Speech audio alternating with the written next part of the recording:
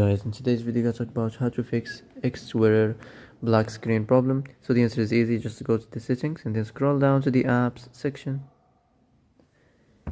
and then go to the search and search Xwearer,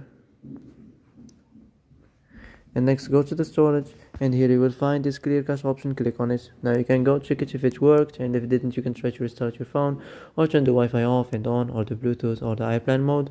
Also, you can try to clear data, but be careful. If you clear data, all the Xwearer's data will be deleted. This includes all files, the settings, the accounts, the databases, etc. So be careful if you want to clear your data.